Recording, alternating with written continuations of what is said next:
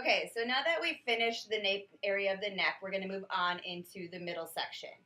I want to mention too that when you are done with the nape area of the neck, you're going to have some longer pieces in here, and that's okay.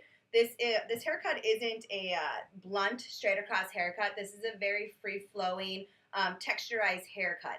So if you have some longer pieces down here, that's okay. Don't cut them off right away. We're going to come back and polish this off at the end and take care of those pieces. So moving into the middle section, we're going to take a 1-inch section, which I've already sectioned out, down the middle of the head, down the center of the head. We're going to comb this out, and from there we're going to start twisting. So we're going to twist this section, and you can twist left or right, it doesn't matter. We're going to twist this section out vertically, and we're going to gradually move down towards the floor, twisting the hair all the way to the ends. So what I found with doing this is if I have this extremely tight and there's a lot of tension on it, it's almost like a dreadlock, and I have a little more trouble cutting the hair. So I found that if I have it a little looser of a twist, I'm able to graze more easily over the top of this section. And I mentioned grazing, and that is a technique we're going to be using. And what grazing is it's using the widest part of your shear, and you're going to keep the shear flush with the top of the section and cut the top of the section. What this is doing is it's creating it's creating a lot of texture. As this unravels, you're going to create a lot of texture throughout each section. So we're going to start 1 inch below the section. Keep this a little looser. We'll start 1 inch below this section. You can see my vertical section here. The section ends here. We're going to start at 1 inch below that, and we're going to graze. So keeping the shear flush with the top of the section and grazing, slightly opening and closing my shear all the way to the end. Now, if you were to turn your shear in more, such as this, you're probably going to take off more hair than what you'd want, or you might cut the section off. So you really want to make sure that you're keeping your shear flush with the top of the section. From there, you want to keep your twist. If it loosened up, just twist it up a little more. And we're going to go in and we're going to notch. And what notching is you're going to hold your shear at a diagonal and go in and just take random sections and cut the hair. Not closing the shear completely because you'll cut the section off, but going in and slightly closing the shear to create texture.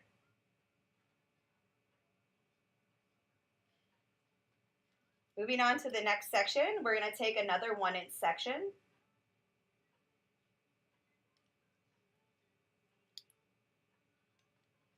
We're going to comb this out.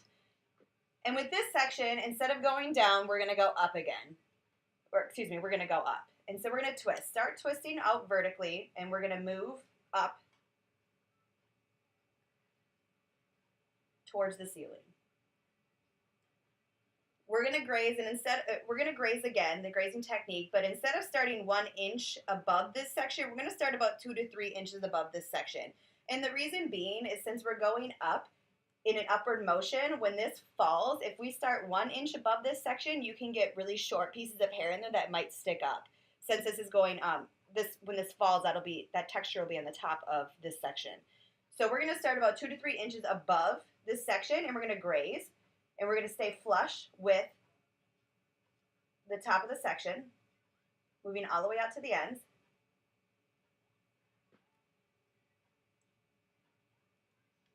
Still keeping this twist in there. You can retwist it if it fell out. And we're going to go in and we're going to notch. Taking random little sections, slightly closing the shear as you go in, but not fully because you'll cut the section off.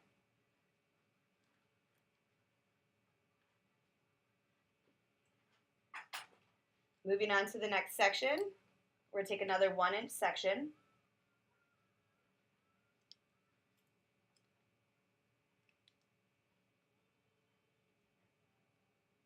In this section, we're going to go and we're going to twist vertically and then move down towards the floor again. So we're going to go on a downward motion this time, like we did with the first section.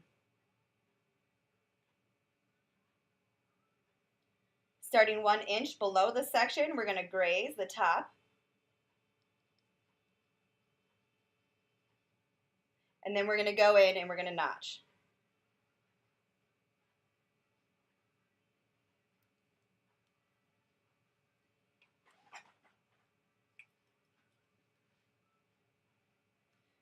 Coming up to the ear around when we're coming to the side of the head here, sometimes, depending on the client and the density of their hair, they can tend to have less hair in the temporal area here.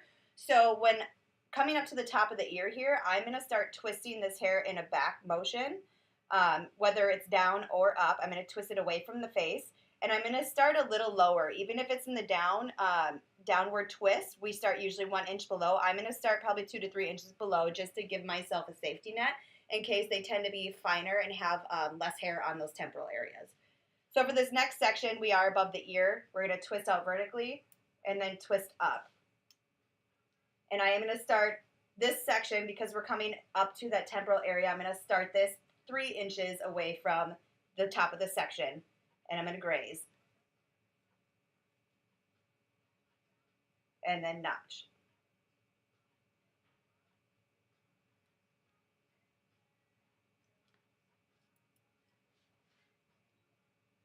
Moving on, I'm going to twist this away from the face, 1 inch section.